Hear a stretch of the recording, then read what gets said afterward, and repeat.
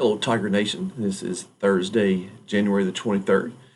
Just here to give you a quick update of everything that's going on here at Breckenridge County High School. Did not have any sports action last night, but we did have a wonderful National Honor Society induction ceremony last night that inducted about 16 new students into our National Honor Society here. And, very proud of each one of them. I'd like to congratulate them on that honor and proud of them for their hard work and everything that led up to them being nominated for that club. A couple things coming up. I'd just like to remind everybody that we will be having our homecoming ball games tomorrow night, as our Lady Tigers will be hosting Grayson County here at 5:30. Our Fighting Tigers will then tip off at 7 o'clock. We will have our homecoming festivities in between those ball games at approximately 6:45.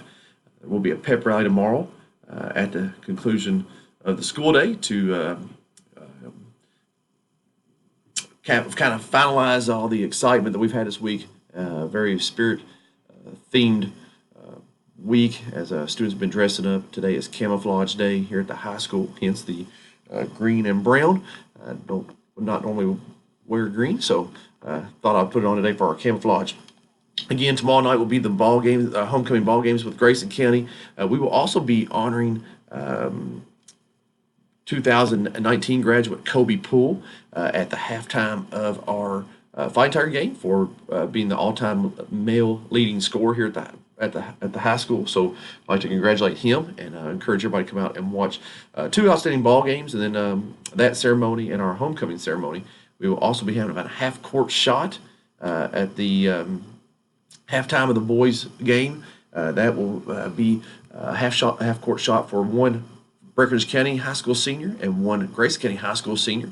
That is Dr. Meredith is sponsoring that. So if the shot is made, the senior will be getting a $500 scholarship, and if it is, the student will be just getting a $250 one for just taking the shot anyway. So I'd like to wish them good luck on that.